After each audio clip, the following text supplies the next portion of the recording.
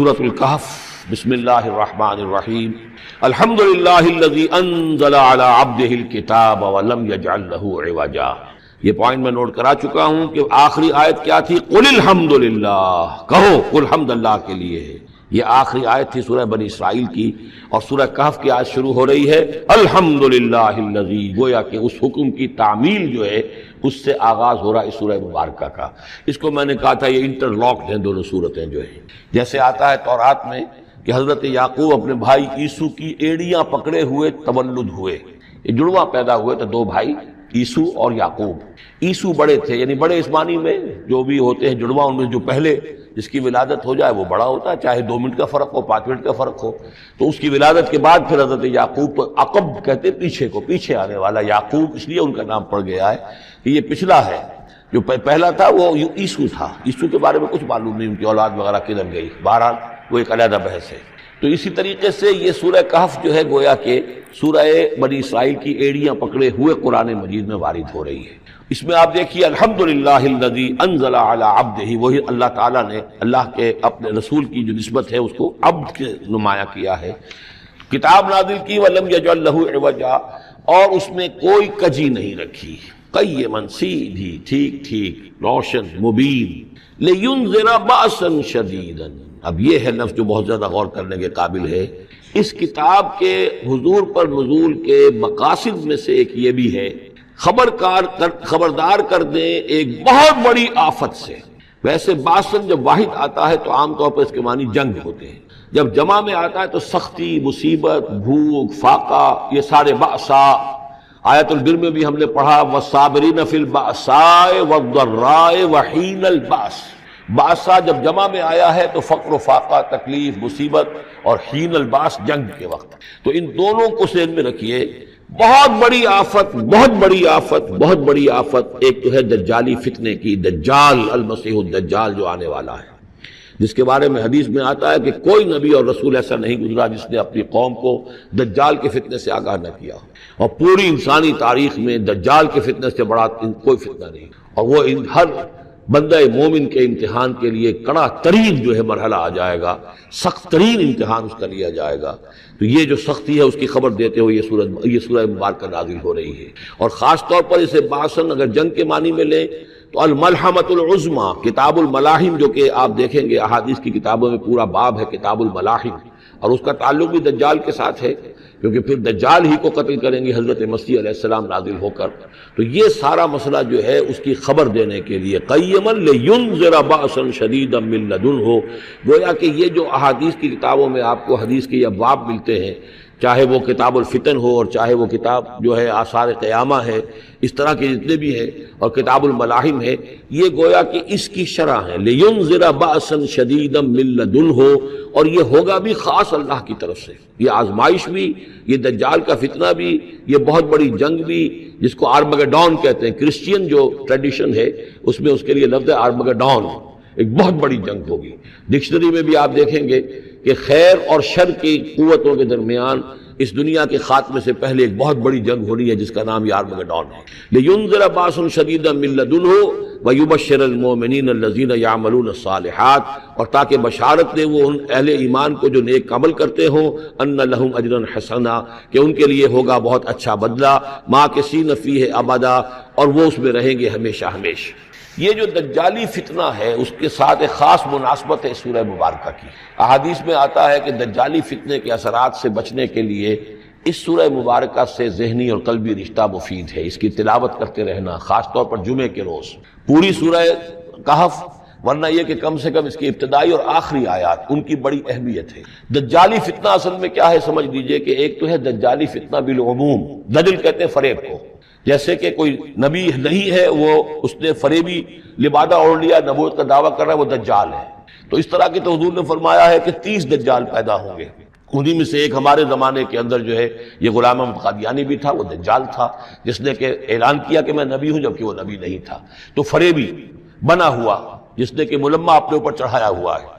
اسی طریقے سے دجالی فتنہ یہ جو ہے اس پوری دنیا میں اس وقت جو فتنہ ہے وہ یہ ہے کہ مادہ پرستی کا اتنا غلبہ ہو چکا ہے ذہنوں کے اوپر، افکار کے اوپر، لوگوں کے نظریات کے اوپر، لوگوں کے اخلاق کے اوپر، لوگوں کے اقدار جو ہیں، ویلیوز جو ہیں اس کے اوپر، کہ وہ آخرت کو بالکل بھول گئے، اللہ کو بھول گئے، اسباب کے اندر گم ہے، مسبب الاسباب سے ذہول ہو گیا، دنیا ہی دنیا ہے، آخرت کو بھولے ہوئے ہیں، مادہ ہی مادہ ہے، روح سے کوئی سروکار ہی نہیں۔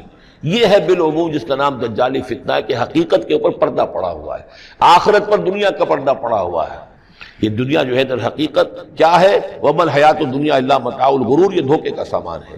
اصل زندگی کو اس نے ڈھانپا ہوا ہے، ہم نے یہ سمجھ لیا کہ زندگی یہی ہے، اسی کے لیے بھاگ دوڑ محنت صبح و شام، اسی کے مستقبل کی فکر ہے، لیکن اصل زندگی اس کی کوئی فکر ہی نہیں ہے۔ باقی ایک دجال جو ہے جو آئے گا، وہ معاملہ احادیث کے اندر بھی بڑی طوالت کے ساتھ ہے، اور اس میں کافی پیچیدگیاں بھی ہیں، بعض چیزیں جو ہیں ایک دوسرے سے کچھ مختلف بھی ہیں، اس میں پھر اہل علم کو بہرحال مطابقت پیدا کرنی پڑتی ہے۔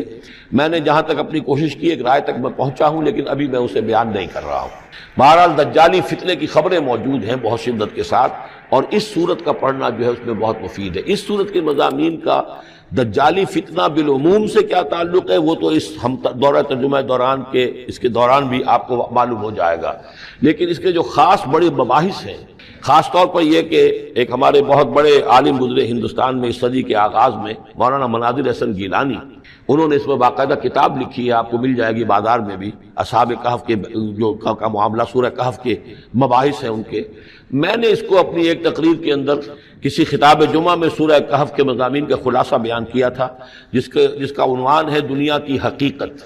ظاہر بات ہے تفاصیل زیادہ جو ہیں وہ میرے لیے ممکن نہیں ہے کہ اس دورہ ترجمہ کے دوران بیان کر سکوں۔ وَيُنذِرَ الَّذِينَ قَالُوا اتَّخَذَ اللَّهُ وَلَدًا، اور خبردار کر دے ان لوگوں کو جنہوں نے کہا کہ اللہ نے بیٹا بنایا۔ یہ ساری دجالیت جو ہے اس کی جڑ کیا ہے؟ مسیحیت، جو موجودہ مسیحیت ہے، جو حقیقت میں مسیحیت نہیں ہے، پالزم ہے، جس کی بنیاد تثلیث پر ہے کہ اللہ کا بیٹا بنا دیا حضرت مسیح علیہ السلام کو، اور انہیں کفارہ بنا دیا تمام جو بھی مان لے ان کو ان کے گناہوں کا، پیش کی معافی ہے ان کے گناہوں کی جو حضرت مسیح پر ایمان لے آئے، اور نمبر 3 شریعت ساقط کر دی، اور نمبر 4 سارا اختیار جو ہے وہ پوپ کے ہاتھ میں دے دیا گیا کہ تم جو چاہو جس چیز کو چاہو حلال کرو، جس چیز کو چاہو حرام کر دو۔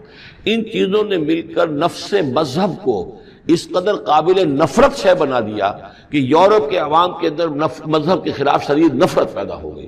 چنانچہ اس کے بعد جب مسلمانوں کے زیر اثر وہاں پر علم پھیلا ہے، ہسپانیہ کی یونیورسٹیوں سے علوم اور فنون جو ہیں، یہ فرانس اور اٹلی اور جرمنی کے نوجوان آتے تھے، اور وہاں آ کر وہ قرطبہ اور غرناطہ اور طلیطلہ کی یونیورسٹیوں سے پڑھ کر جاتے تھے، تو ان کے زیر اثر جو ایک ریفرمیشن شروع ہوئی، اصلاح مذہب، اور ایک رینائسنس، تحریک احیاء العلوم، وہ جو اصل تو تحریک تھی اس بات کی کہ انسان علم کی طرف دوبارہ رجوع کرے، لیکن یہ کہ وہ علم جب آگے بڑھا ہے تو وہاں پہ عیسائیت کے خلاف جو رد عمل تھا اس کی وجہ سے اس میں مذہب کی دشمنی جو ہے اس تحریک کے اندر خود بخود شامل ہو گئی۔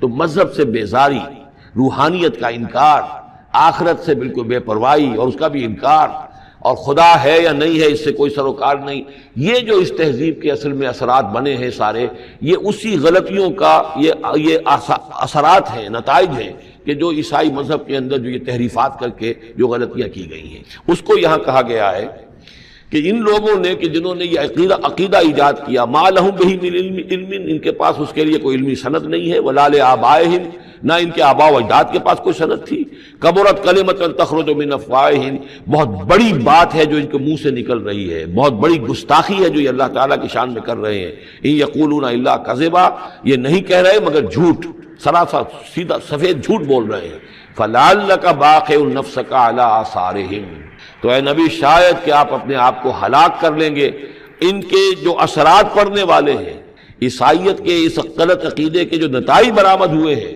جب یہ نتائج ظاہر ہوں گے تو وہ اتنے سنگین ہوں گے، فلعلک باخع نفسک، کہ ان کے احساس سے اور ان کے ادراک سے شاید کہ آپ اپنے صدمے سے اپنے آپ کو ہلاک کر لیں، ان لم یؤمنوا بہذا الحدیث اسفا، اگر یہ لوگ اس حدیث پر، اس قرآن پر، یہ بات جو بتائی جا رہی اس پر ایمان نہ لائے، اس پر ایمان نہ لائے، اپنے اس غلط عقیدے پر قائم رہے، اس غلط مذہب کو انہوں نے برقرار رکھا، تو اس کا جو رد عمل ہوگا نوع انسانی پر، اور اس سے تاریخ انسانی اور انسانی ثقافت جس غلط رخ پر پڑے گی، جو دجالیت کا فتنہ اسے جنم لے گا، ان تمام چیزوں کے اثرات سے شاید آپ کو اتنا صدمہ ہو کہ فَلَعَلَّكَ بَاخِعٌ نَفْسَكَ عَلَىٰ آثَارِهِمْ إِن لَّمْ يُؤْمِنُوا بِهَٰذَا الْحَدِيثِ أَسَفًا إِنَّا جَعَلْنَا مَا عَلَى الْأَرْضِ زِينَةً لَّهَا، ہم نے زمین کے اوپر جو کچھ ہے اسے اس کا گہنا بنا دیا ہے، بناؤ سنگھار بنا دیا ہے، زینت بنا دیا ہے۔ یہ آپ نوٹ کر لیجئے، لفظ زینت اور زمین میں اس کی زیبائش اور آرائش، یہ اس سورہ مبارکہ کا عمود ہے، یعنی اس کو اتنا کھبا دیا ہے نگاہوں میں اللہ نے کہ آخرت سے خود بخود انسان غافل ہو جاتا ہے۔ یہ پردہ پڑ گیا ہے، چمک دمک ہے، یہ کاریں ہیں، یہ بلڈنگیں ہیں، یہ کوٹھیاں ہیں، یہ عالیشان عمارتیں ہیں، یہ کیا کچھ اس کی جو یوں سمجھیے پومپ اینڈ شو جو ہے اس وقت دنیا کا، اور ظاہر بات ہے امریکہ میں جا کر دیکھیے تو جو کچھ یہاں دیکھ رہے ہیں اس سے 10 گنا 100 گنا 1000 گنا آپ کو نظر آئے گا، عقلیں دنگ ہو جاتی ہیں۔ نتیجہ کیا نکلتا ہے کہ انسان یہ سمجھتا ہے کہ اصل شے یہی مادہ ہی ہے، اصل ہدایت پہ یہی لوگ ہیں، یہی لوگ ہیں صحیح معنی میں کہ جنہوں نے واقعتاً علم حاصل کیا ہے، لہذا ان کی غلط تہذیب، ان کا غلط تمدن، ان کے تمام غلط ثقافت کے معاملات کے بھی ہم اسی طریقے سے پیروی کر رہے ہیں۔ یہ سارا مسئلہ جو ہے وہ اس لیے ہے کہ یہ چمک دمک دنیا کی جو زیبائش اور آرائش، اس سے ہم متاثر ہیں۔ انا جعلنا ما علی الارض زینۃ اللہ، جو کچھ زمین کے اوپر ہے اسے ہم نے اسے اس کے لیے بناؤ سنگھار بنا دیا، لنبلوہم، تاکہ ہم آزمائیں ان کو، ایہم احسن عملا، کون ہے ان میں سے اچھے عمل کرنے والا۔ یعنی اب یوں دیکھیے وہ شعر جو ایک ہے، اگرچہ ذرا تھوڑا سا شان باری تعالیٰ کے اعتبار سے تو شاید اتنا مناسب نہ ہو، لیکن یہ کہ مفہوم کو ادا کرتا ہے کہ رخ روشن کے آگے شمع رکھ کر وہ یہ کہتے ہیں ادھر آتا ہے دیکھیں یا ادھر پروانہ جاتا ہے۔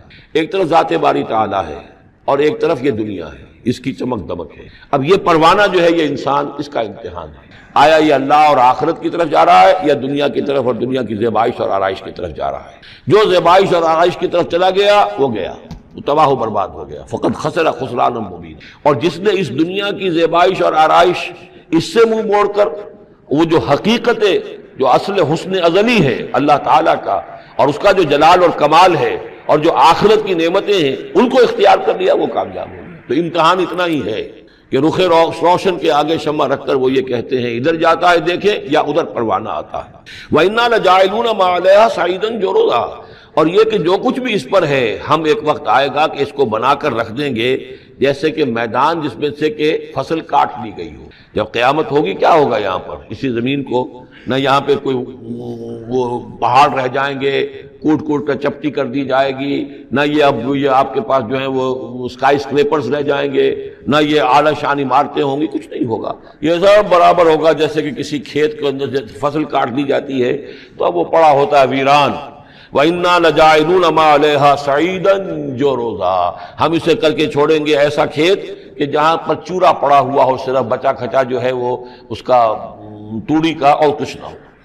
ام حسبت ان اصحاب الکہف والرقیم کانوا من آیاتنا عجبا، اب یہاں سے اصحاب کہف کی بات شروع ہو رہی ہے، کیونکہ پوچھوایا تھا یہودیوں نے اصحاب کہف کون تھے۔ کیا تم سمجھتے ہو کہ اصحاب الکہف والرقیم، رقیم جو ہے ان کی تختی تھی ایک جس کے اوپر ان کے حالات لکھ کر، جو ان کے ایک جو کہف تھی ان کی غار جو تھی اس کے اوپر لگا دی گئی تھی، تو انہیں اصحاب الکہف بھی کہتے ہیں، اصحاب الرقیم بھی کہتے ہیں، یہ دونوں انہیں ایک ہی گروہ کے نام ہیں۔ کیا وہ تمہارے خیال میں ہماری بڑی عجیب آیات میں سے تھا؟ یعنی واقعتاً بات تو غیر معمولی تھی، لیکن حقیقت میں ہمارے ہاں تو ہماری تخلیق میں، ہماری صنائی میں اس سے ہزاروں گنا زیادہ عجیب باتیں ہوتی ہیں، ہمارے لیے تو وہ کچھ ہے ہی نہیں کسی بھی درجے میں، تم سمجھتے ہو کہ شاید وہ بہت بڑی بات ہے۔ یہ سابق کہف کا جو قصہ ہے، اب میں سمجھتا ہوں کہ پورے وثوق کے ساتھ ہم کہہ سکتے ہیں کہ یہ قصہ کیا تھا۔ دیکھیے جب حضرت مسیح علیہ السلام آئے ہیں تو یہ پورا علاقہ جو ہے فلسطین کا، اور یہاں پہ جو آپ نے تبلیغ کی ہے، تو یہ اس وقت رومن امپائر کا ایک حصہ تھا۔ اگرچہ مقامی طور پر ایک لوکل بادشاہ جو تھا یہودی وہاں پر حکومت کر رہا تھا، لیکن وہ پپٹ تھا، اصل میں تو حکومت جو تھی رومیوں کی، جو رومی تھے بت پرست۔ اور اس کے بعد چونکہ انہوں نے بغاوت کی، حضرت مسیح تو اٹھا لیے گئے سن 30 عیسوی کے آس پاس یا 33 عیسوی کے آس پاس، لیکن اس کے بعد جو ہے ان یہودیوں نے بغاوت کی رومیوں کے خلاف، جس کے نتیجے میں سن 70 عیسوی میں ٹائٹس رومی نے تو ان کی حکومت بھی ختم کی اور بیت المقدس کو برباد کیا، یروشلم کو تباہ کیا، 1,33,000 یہودیوں کو قتل کیا اور ان کو بھیج دیا، نکال دیا وہاں سے باہر۔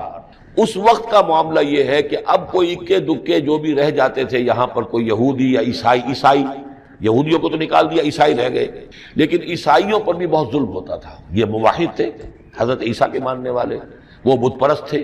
تو اس زمانے میں کہیں بادشاہ کوئی تھا، ڈیسیس یا دقیانوس جس کو کہتے ہیں، اس کے زمانے میں کچھ جو عیسائی تھے حضرت عیسیٰ پر ایمان رکھنے، آج کے عیسائیوں پر قیاس نہ کیجیے، جو نصارہ تھے حضرت عیسیٰ کو ماننے والے جو موحدین تھے، ان میں سے کچھ نوجوانوں کی پیشی ہوئی بادشاہ کے دربار میں۔ انہوں نے کہا کہ تم اپنے نئے دین سے اگر باز نہیں آؤ گے، اتنے دن کی مہلت تمہیں دی جا رہی ہے تو تمہیں سولی چڑھا دیا جائے گا، بس مہلت دی جا رہی ہے، جاؤ غور کر لو، سوچو۔ ان لوگوں نے آ کر سوچا کہ اب نہ تو ہمارے لیے یہ ممکن ہے کہ ہم مقابلہ کر سکیں، چلو کسی غار میں چھپ جاتے ہیں، دیکھیں اللہ تعالیٰ کیا کرتا ہے ہمارے لیے۔ وہ ایک غار میں جا کر چھپے ہیں، اور غار میں جا کر چھپے ہیں تو اللہ نے انہیں وہاں پر سلا دیا، موت تاری نہیں کہ سلا دیا۔ اللہ کروٹ بھی بدلواتا رہا، ان کے لیے سارا کچھ بندوبست کیا، اللہ کی قدرت میں تھا۔ حضرت عزیر کو 100 برس کے لیے مار دیا تھا، موت کے بعد ان کو دوبارہ زندہ کر دیا۔ لیکن یہ کہ ان کا معاملہ یہ ہے کہ ان کو وہاں پر جو ہے تقریباً 300 برس یہ وہاں پر پڑے رہے اس غار کے اندر۔ غار کی شکل کچھ خاص ایسی تھی کہ ادھر آنا جانا لوگوں کا تھا ہی نہیں، اور یہ ہے جو موجودہ ترکی کے علاقے میں شہر ایفسس ہے، اس کے آس پاس ہیں اس طرح کے غار، جیسے ایجنٹا کے غار ہندوستان کے مشہور ہیں، ایسے ہی وہاں بھی غاروں کا سلسلہ ہے، اور ہیں بھی وہ ایسے کہ ان کے دہانے جو ہیں وہ ہے شمال کی جانب، تو دھوپ ان میں براہ راست نہیں جاتی، صرف یہ کہ ریفلیکٹڈ لائٹ تو آتی ہے لیکن یہ کہ براہ راست دھوپ نہیں جاتی، تو ایک طرح کا اندھیرا سا اس کے اندر، ٹوائی لائٹ جسے آپ کہہ لیں، وہ رہتا ہے سارا دن۔ وہاں پر یہ 300 برس تک سوتے رہے۔ اس 300 برس کے عرصے میں یہ ہوا کہ رومن امپائر جو ہے اس نے خود عیسائیت اختیار کر لی۔ 300 عیسوی کے اندر کانسٹنٹائن جو تھا ایمپرر، وہ عیسائی ہو گیا، اب پوری امپائر جو عیسائی ہو گئی۔ اب اس کے زمانے میں اس کے بعد تھیوڈوسیس ہے ایک، 446 عیسوی میں یہ تھا، اس کے زمانے میں اللہ تعالیٰ نے ان لوگوں کو جگایا 300 برس کے بعد۔ اب یہ سمجھ رہے ہیں کہ وہی زمانہ ہے، وہی کفار کی حکومت ہے، وہی مشرکین ہے۔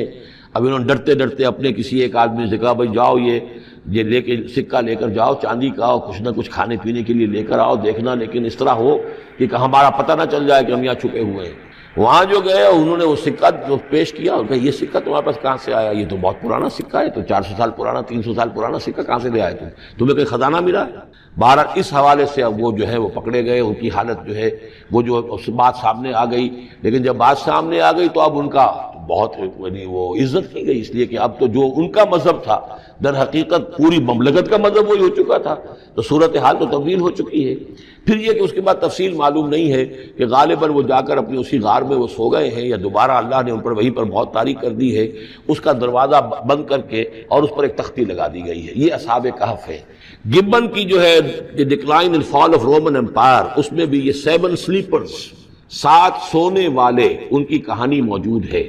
یہ چیز جو ہے گویا کہ رومن لٹریچر کے اندر موجود تھی، اس کا جو ذکر موجود تھا، اور قرآن مجید میں یہ امتحاناً سوال کیا گیا حضور سے، تو اس کا جواب دیا گیا کہ یہ 300 برس تک کچھ لوگوں کو سلا دینا، یہ اللہ تعالیٰ کے نزدیک تو کوئی بڑی بات نہیں ہے، تمہارے نزدیک ام حسبت ان اصحاب الکہف والرقیم کانوا من آیاتنا عجبا اذ ابى الفتية الى الکہف، جبکہ وہ نوجوان آئے اپنے اس غار میں، فقالوا، اور انہوں نے کہا ربنا آتنا من لدنک رحمتا، پروردگار اب خاص اپنے خزانہ فضل سے ہمارے لیے رحمت کا بندوبست فرما، وہیئ لنا من امرنا رشدا، اور ہمارے لیے ہمارے معاملے کے اندر جو ہے وہ کوئی عافیت کا بندوبست فرما۔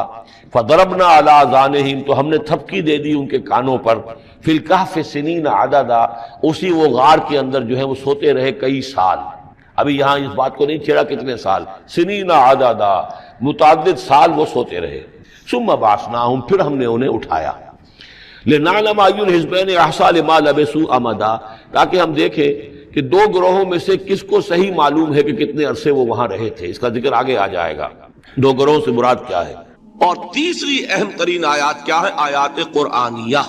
ان تینوں میں گہرا ربط ہے، آیات آفاقی، آیات انفسی، آیات قرآنی۔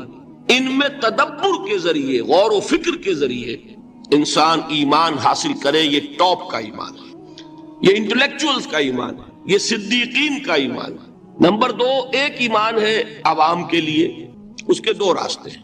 نمبر 1، صاحب یقین کی صحبت، جس کے اندر یہ ایمان پیدا ہو چکا ہو، آپ اس کے قریب رہیے، اگر بھٹی کے سامنے بیٹھیں گے حرارت پہنچے گی، اگر آپ برف کی سل کے قریب ہوں گے ٹھنڈ پہنچے گی، صاحب امین صاحب ایمان کی صحبت اختیار کریں گے ایمان سرات کرے گا۔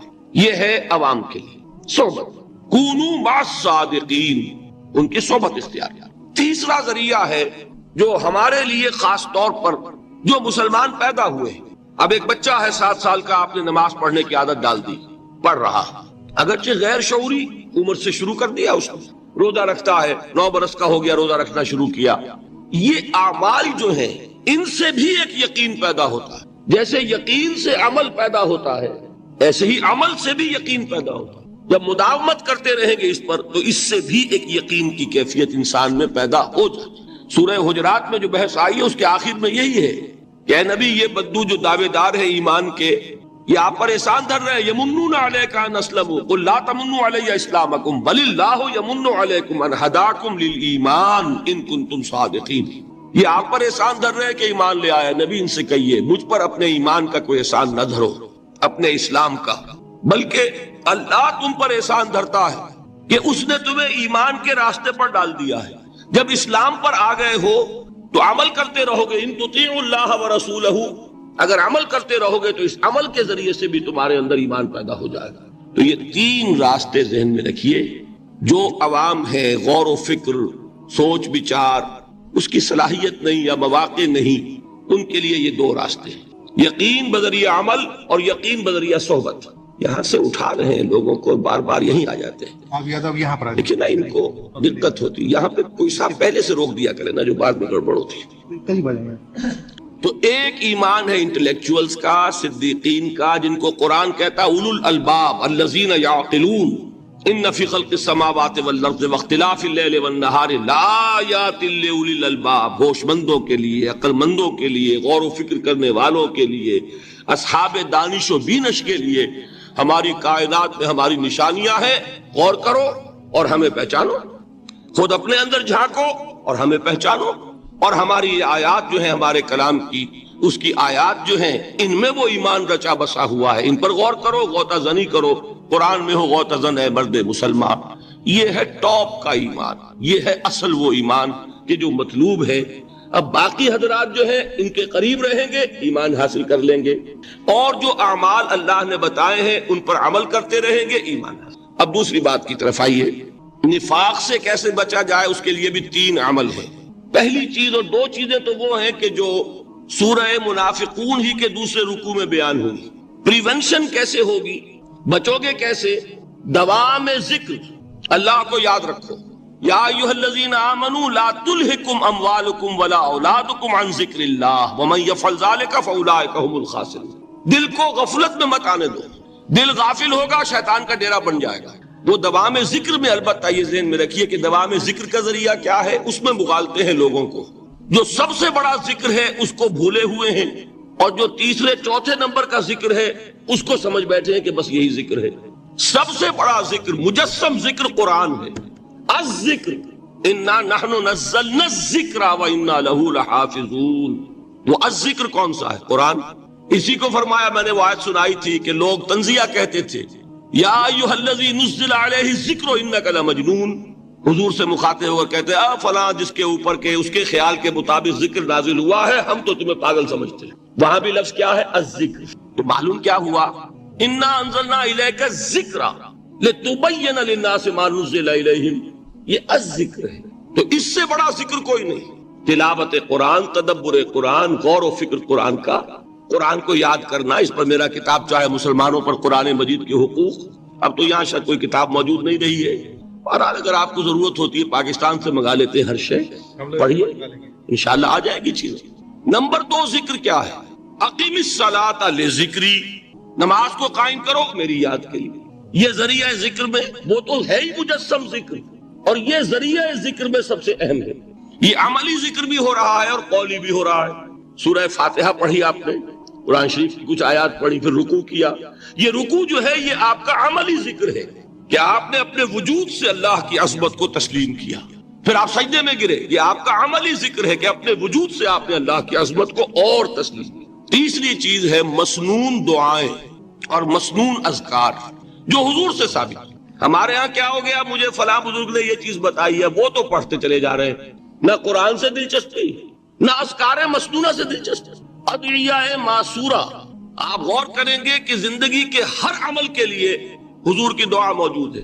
صبح اٹھے دعا ہے، آنکھ کھلتے ہی بیت الخلاء میں داخل ہونے لگے دعا ہے، نکلے دعا ہے، وضو کرنے بیٹھے دعا ہے، فارغ ہوئے دعا ہے، مسجد کے لیے گھر سے نکلے دعا ہے، مسجد میں داخل ہوئے دعا ہے، مسجد میں تو ہے ہی ذکر، نماز ہے، تلاوت ہے، باہر نکلے دعا ہے، گھر میں داخل ہونے لگے پھر دعا ہے، سواری پر سوار ہو رہے ہیں دعا ہے، اتر رہے ہیں دعا ہے، شیشہ دیکھ رہے ہیں دعا ہے، کپڑے پہن رہے ہیں دعا۔ زندگی کا کوئی عمل نہیں یہاں تک کہ جو تعلق زن و شو ہے، جس کو کہ خالص حیوانی بات سمجھا جائے گا، اس کے لیے بھی دعا ہے۔ غفلت میں وہ کام بھی نہیں کرتا، سمجھ رہے ہیں آپ؟ اب آپ غور کیجئے، اس میں کوئی اضافی وقت نہیں لگا، کوئی اضافی پوسچر اختیار نہیں کیا آپ نے، یوں بیٹھو، اس طرح بیٹھو، یوں کرو، کوئی آپ کا وقت اضافی نہیں لگا۔ جو کام کر رہے ہیں اور آپ اللہ کو یاد کر رہے ہیں، اور وہ اللہ کی یاد اس کام کی مناسبت سے ہے۔ ان ادعیہ معصورہ سے دو تعلق جڑ گئے انسان کے۔ دعا کس سے کر رہے ہیں؟ اللہ سے، جڑا کہ نہیں؟ اور یہ الفاظ کس کے ہیں؟ محمد رسول اللہ کے۔ تو آپ کے دو تعلق جڑ گئے۔ آپ اپنی جی سے گھڑ کر دعا مانگیں گے تو پہلا تعلق تو ہو جائے گا، دوسرا نہیں ہوگا۔ بہتر سے بہتر دعا مانگ لیں آپ، لیکن حضور سے جو معصور اور مسنون الفاظ جب آپ زبان سے نکالتے ہیں تو آپ کا تعلق اللہ سے بھی ہوا بذریعہ دعا، اور وہ الفاظ چونکہ حضور کے ہیں صلی اللہ علیہ وسلم تو حضور کے ساتھ ہوا۔ یہ تیسرا درجہ ہے۔ چوتھے درجے میں مانتا ہوں کہ ایک ہوتی ہے خاص کسی شخص کے امراض کی تشخیص کرنے کے بعد تجویز۔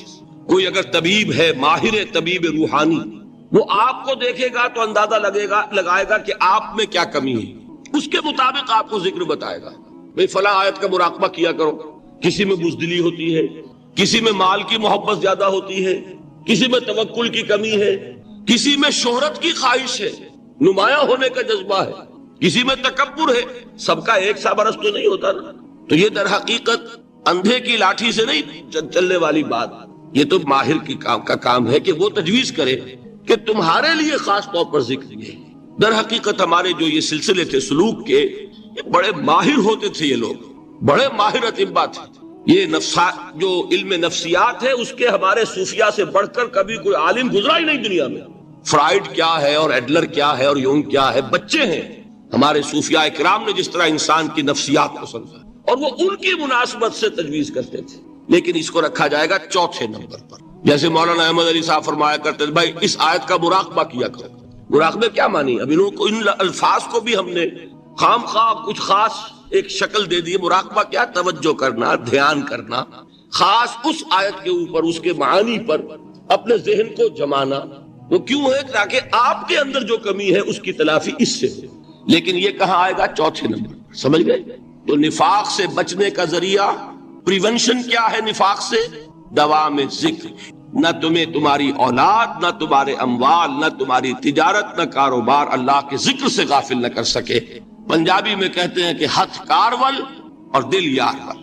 کام کر رہے ہیں آپ، لیکن یہ کہ دل اللہ کے ساتھ لگا ہوا ہے، زبان تر ہے اللہ کی یاد سے۔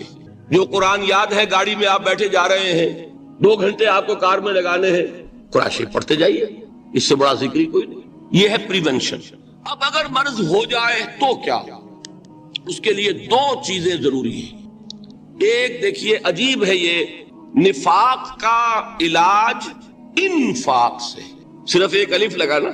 انفاق کے معنی اور ہے، یہ بنا ہے کس سے؟ نفقت الدراہم، پیسے ختم ہو گئے، مک گئے، یا نفق الفرس، گھوڑا مر گیا۔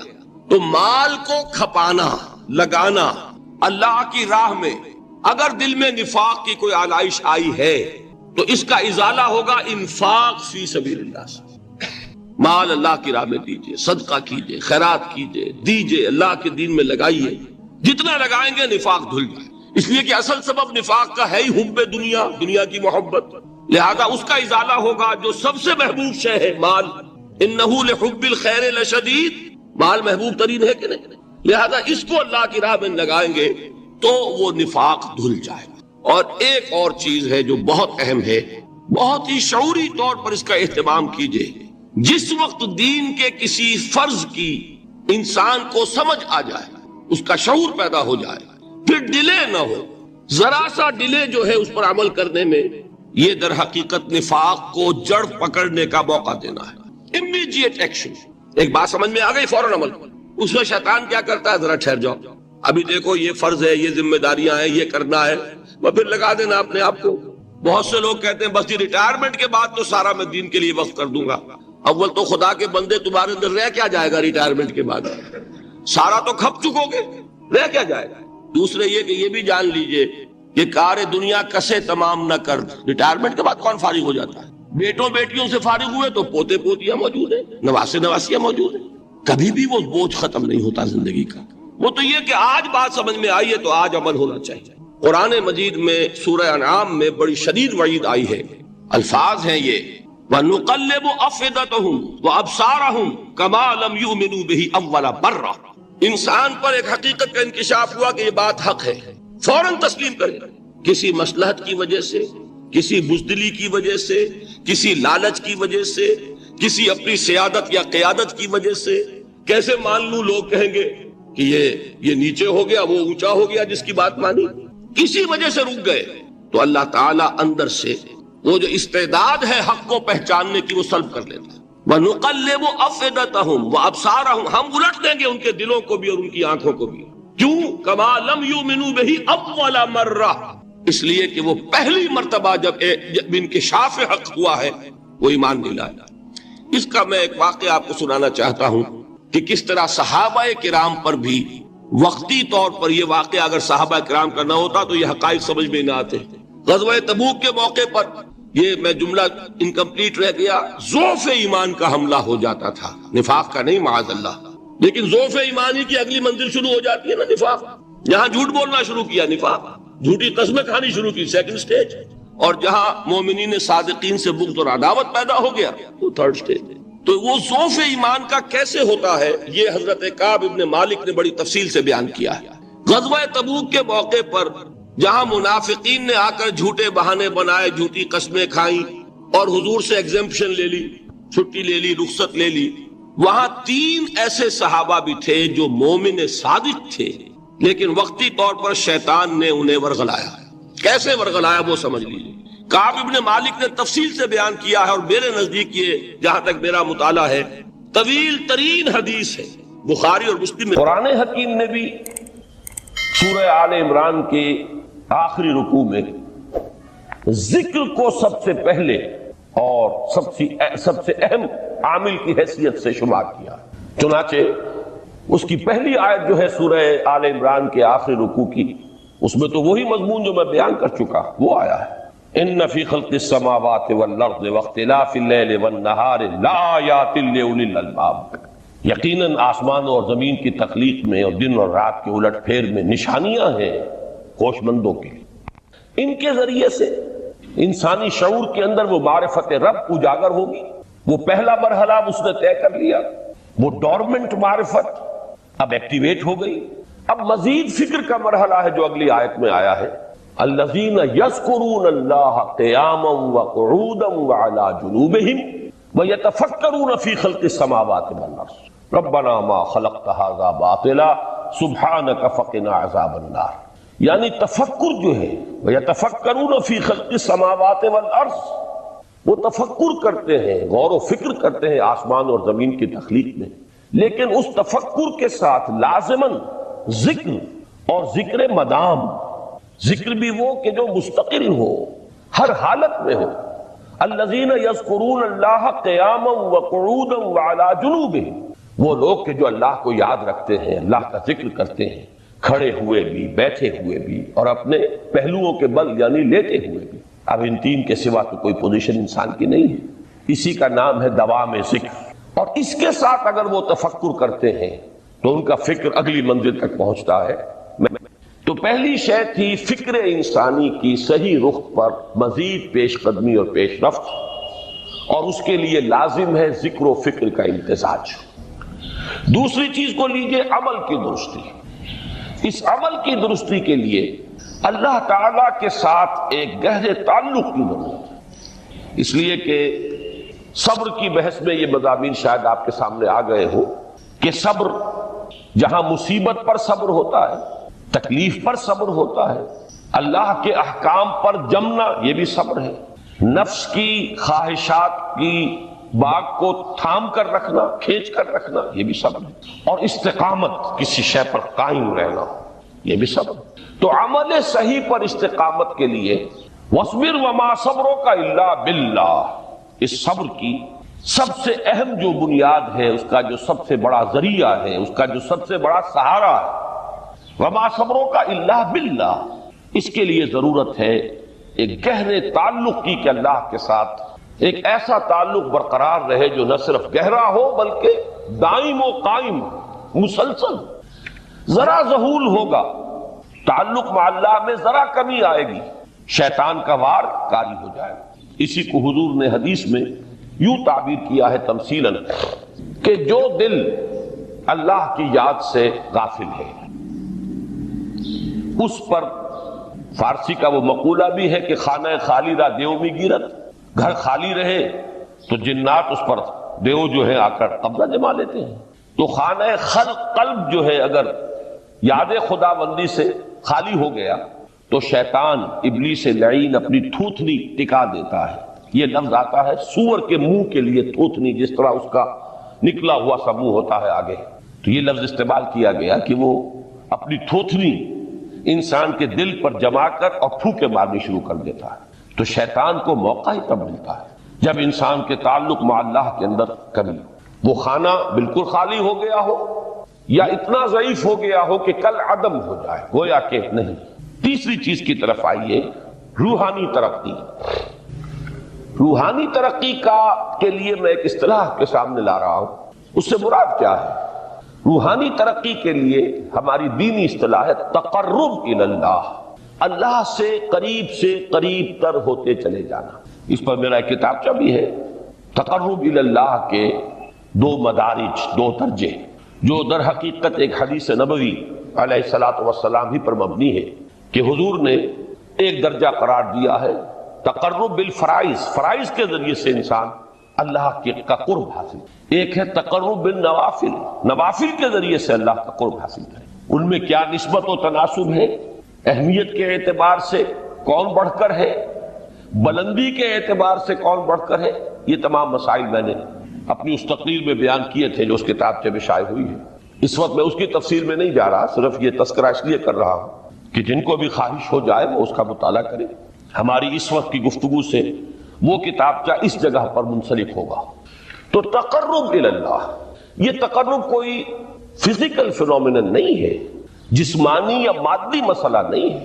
اللہ سے قرب یہ نہیں ہے کہ کوئی کروڑوں میل کا فاصلہ ہے، اب ہمیں کوئی رسی پر چڑھنا ہے اوپر بڑی محنت اور مشقت سے، فصل تو ہے ہی نہیں، فاصلہ ہے ہی نہیں، بعد ہے ہی نہیں۔ نحن اقرب الیہ من حبل الورید، ہم تو انسان سے اس کی شہرگ سے بھی زیادہ قریب۔ ہوا معکم اینما کنتم، وہ تو تمہارے ساتھ ہی ہوتا ہے جہاں کہیں بھی تم ہو، بس صرف یہ کہ تمہاری توجہ نہیں ہوتی، تم اور چیزوں میں مشغول و مصروف رہتے ہو، تم ہماری طرف دھیان ہی نہیں دیتے، تم ہماری طرف متوجہ ہی نہیں ہوتے۔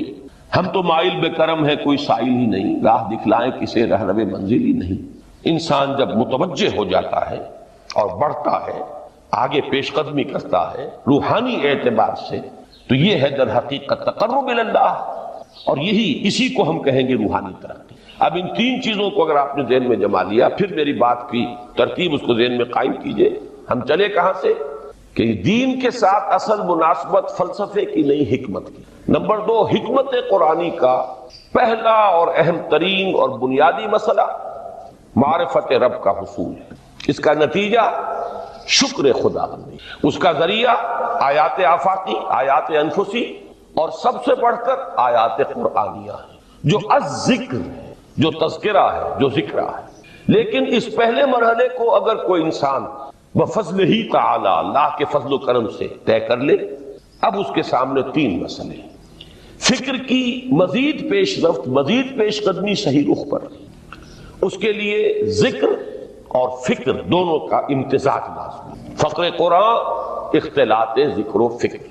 الذین یذکرون اللہ قیاما وقعودا وعلی جنوبہم ویتفکرون فی خلق السماوات والارض۔ دوسری شے عمل کا درست رہنا، نہ افراط و تفریط ہو، عدم توازن ہو، نہ انسان نفس سے مغلوب ہو جائے، نہ انسان جذبات کی رو میں اندھا ہو جائے، نہ انسان ماحول سے مروب ہو کر متاثر ہو، صحیح رخ پر اس کا عمل۔ نمبر 3 روحانی ترقی، جو اصل حاصل ہے، جو اصل مقصود ہے۔ نمبر 2 چیز کے لیے تعلق مع اللہ ضروری، نمبر 3 کے لیے تقرب الی اللہ۔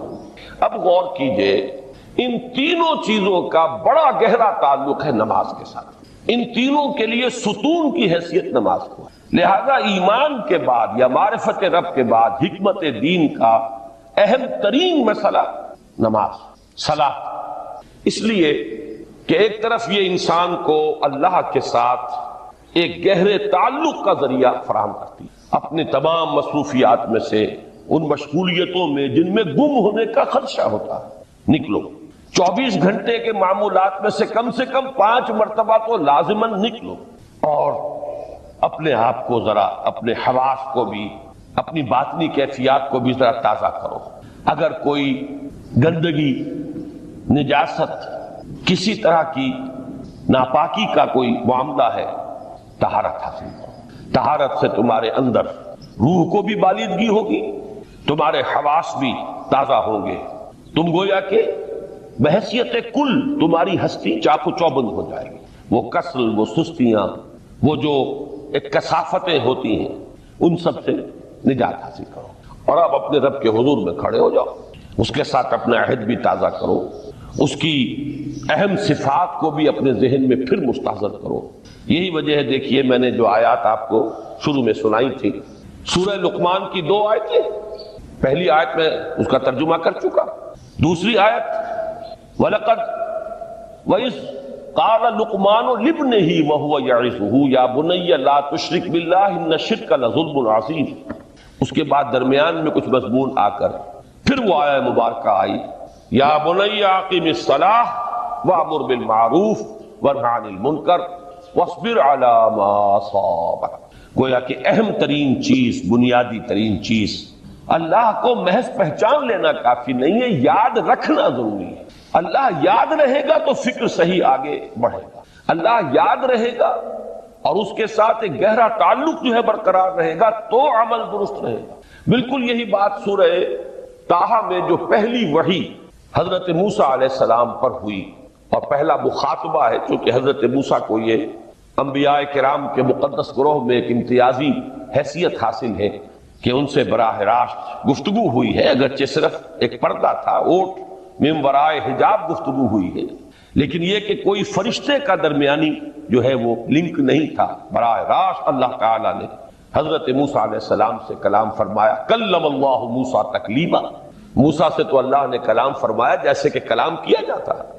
تو پہلا مخاطبہ ہے، یہ پہلا مکالمہ ہے، پہلی وحی کہیے، اسی میں یہ الفاظ بھی موجود ہیں، اننی انا اللہ لا الہ الا انا فاعبدنی واقم الصلاۃ لذکری۔ یہ گویا کہ حکمت قرآنی کا ایک بہت بڑا خزانہ ہے یہ آیت مبارکہ، کہ خود حضرت موسیٰ علیہ السلام کو جو ہدایت دی جا رہی ہے، میں ہوں، میں اللہ، اننی انا اللہ لا الہ الا انا، میرے سوا کوئی معبود نہیں، فاعبدنی، بس میری بندگی، میری عبادت، میری پرستش، میری محبت، اس کو اختیار کرو۔ وَأَقِمِ الصَّلَاةَ لِذِكْرِي، اور نماز کو قائم رکھو میری یاد کے لیے۔ بلکہ اسی سلسلہ کلام میں آگے چل کر سورہ طٰہٰ میں آتا ہے، کافی گفت و شنید کے بعد جب حضرت موسیٰ نے کچھ معذرت بھی کی، کچھ دعائیں بھی کی، اللہ نے ایک دعا قبول بھی کی کہ ان کے بھائی کو بھی شریک کر دیا، حضرت ہارون کو بھی۔ اس کے بعد پھر جب فرمایا کہ اب جاؤ فرعون کی طرف، تو اس میں فرمایا وَلَا تَنِيَا فِي ذِكْرِي، اور دیکھنا یہ جو عظیم مشن تمہارے کندھے پر آ گیا ہے، بڑا بھاری اور کٹھن ایک فرض ہے جو تم پر عائد ہو گیا ہے، اس کے لیے سب سے بڑی تمہارے پاس جو قوت کا ذریعہ ہے وہ نماز ہے۔ عقیم فَلَا تَنِيَا عَنْ ذِكْرِي، میری یاد میں کبھی غفلت نہ کرنا، اس میں کبھی کوئی کمی نہ آنے دینا۔ جیسا کہ میں نے عرض کیا تھا کہ جیسے ہی وہ تعلق جو ہے کمزور پڑتا ہے یا منقطع ہو جائے معاذ اللہ، تو پھر انسان گویا کہ شیطان کے لیے ایک لقمہ تر بن جاتا ہے۔ اب آپ غور کیجئے، تیسری شے تقرب الی اللہ، اس کے حوالے سے بھی جو فرائض اور نوافل کی بات ہے اس کو اس وقت ذہن سے نکال کر یہ سمجھیے کہ اس میں نماز کا کیا مقام ہے، اس لیے کہ نماز فرض بھی ہے، نماز نفل بھی ہے، وہ تو دونوں میں شریک ہو جائے۔ اب اس کو لفظ صلاۃ کے حوالے سے آپ ان دونوں چیزوں کو سمجھیے۔ صاد لام واو یا یہ چونکہ حروف علت ایک دوسرے سے بدلتے رہتے ہیں، یہ جو مادہ ہے اس کی جو خالص لغوی اصل ہے، جو خالص عربی زبان میں اس کا بنیادی مفہوم ہے، وہ آگ جلانا یا آگ تاپنا یا آگ سینکنا، حرارت حاصل کرنا۔ لہذا بار بار آتا ہے جہنم کے ذکر میں اسلوہا، اب جلو اس میں، تاپو اس کو، یہ سینکے گی تمہیں۔ بلکہ تفتلون کا لفظ آیا ہے حضرت موسیٰ کے کلام میں، جب وہ گئے تھے کوہ طور پر، جب پہنچ گئے تو تھے آگ تک کی تلاش میں، لعلکم تفتلون، تو اپنے اہل خانہ سے یہی کہا تھا کہ مجھے کہیں وہ روشنی نظر آ رہی ہے، غالباً کوئی وہاں سے آگ مل سکے گی، ورنہ یہ کہ کوئی رہنمائی کو رستہ مجھے مل سکے گا، میں وہ آگ لے آؤں گا، کوئی چنگاری وہاں سے لے آؤں، لعلکم تفتلون، تاکہ تم، اب یہ اصطلاح در حقیقت باب افتعال ہے، اور یہ تے یہاں پر توئے کی شکل اختیار کر گئی، تا نے توبن کی صورت اختیار کی صاد کی وجہ سے۔ بہرحال اس کا سب سے بنیادی مفہوم جو ہے وہ ہے تاپنا، سکائی حاصل کرنا، حرارت۔ اس کے حوالے سے سمجھ لیجئے کہ سب سے بنیادی تعلق اس کا جو ہے وہ روح کے ساتھ ہے۔ روح میں محبت خداوندی کی آگ اگر ٹھنڈی پڑ گئی ہو، اگر محبت خداوندی کی حرارت میں کمی ہو رہی ہو، تو اس کو اثر نو، جس کو کہ میں آج سوچ رہا تھا تو ایک لفظ ذہن میں آیا کہ جیسے بیٹری اس کو ریچارج کیا جاتا ہے، اسی طریقے سے روح کے اندر محبت خداوندی کی اس حرارت کو اثر نو تازہ کرنا، یہ ہے در حقیقت نماز کا اصل مفہوم۔ اس لیے کہ اس لفظ کا بنیادی مفہوم، اصل لغوی مفہوم تو یہ، اگرچہ اس کا سب سے زیادہ کثرت سے جو استعمال ہوتا ہے، اور لفظ صلاۃ جس سے در حقیقت جس تصور پر مبنی ہے وہ ہے اقدام، کسی کی طرف متوجہ ہونا اور پھر دعا۔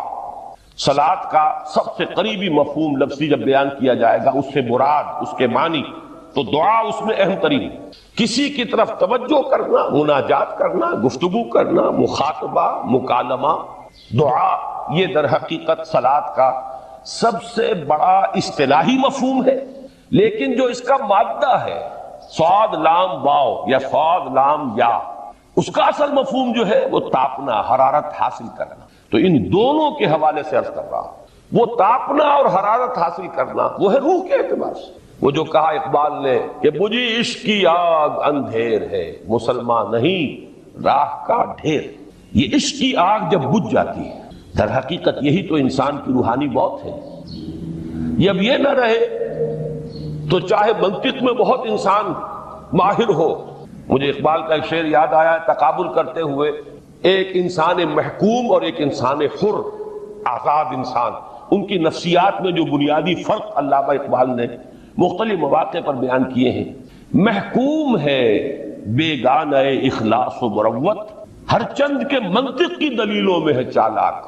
تو منطق کی دلیلوں میں انسان چالاک ہو جائے اور وہ لغت ہائے حجازی کا وہ ایک خزانہ بن جائے، اسے تمام الفاظ کے معنی یاد ہو، وہ بڑے مسائل فقہ کے اسے ازبر ہو، جزیات، بے انتہا جزیات جو ہے وہ مستحضر ہو، فلسفے کے بڑے بڑے مسئلے اس نے حل کر لیے ہوں، لیکن اگر روح میں وہ اللہ کی محبت کی آگ نہیں ہے، وہ تپش نہیں، بجھی عشق کی آگ اندھیر ہے، مسلمان نہیں راہ کا ڈھیر۔ اسی کے حوالے سے آج مجھے یاد آیا تھا کہ وہ جو بڑی سادہ سی ایک نظم ہے، اللہ تعالیٰ سے دعا یا رب دل مسلم کو وہ زندہ تمنا دے، اس میں بھی جو الفاظ آئے ہیں، جو روح کو گرما دے اور قلب کو تڑپا دے، یہ ہے اصل جو مقصود ہے نماز کا۔ اور یہی وہ چیز ہے جیسا کہ میں نے عرض کیا تھا کہ نگاہوں سے اوجھل، یہ پہلو سامنے ہے ہی نہیں، دوسرا پہلو سامنے ہے اور وہ بھی میرے نزدیک بہت اہم ہے، بہت بنیادی ہے، اس میں کوئی شک نہیں، لیکن یہ ہے بلند ترین منزل کہ تقرب الی اللہ۔ اس کے لیے در حقیقت یہ کس لیے درکار ہے؟ روح کے اندر عشق کی حرارت اور گرمی تازہ ہوتا ہے۔ بسا اوقات یہ اندر دب جاتی ہے، جیسے انگارہ ہوتا ہے آگ کا، اس کے اوپر خاک اور راکھ آ جاتی ہے، اندر کچھ ہوتی ہے، آگ دبی ہوئی سمجھ، آگ بجھی ہوئی نہ جان، اس دبی ہوئی آگ کو پھر ایک شعلہ بنانا، پھر اس کے اندر ایک حیات تازہ پیدا کرنا، یہ ہے نماز کا اہم ترین اور بلند ترین مقصد۔ لیکن اس کے ساتھ ہی اس نماز میں ذکر ہونا، اس کا یہ ذکر ہے، اور ذکر کی جب میں فہرست بیان کیا کرتا ہوں بہت سے حضرات کے سامنے ہوگا کہ ذکر کا در حقیقت مفہوم ہے استحضار اللہ فی القلب۔ ہمارے ہاں غلطی سے جو ذرائع ذکر ہے انہیں ذکر قرار دے دیا گیا ہے۔ نماز ذکر نہیں ہے، نماز ذکر کا ذریعہ۔ اقیم الصلاۃ لذکری، نماز قائم کرو میرے ذکر کے لیے۔ یہ اللہ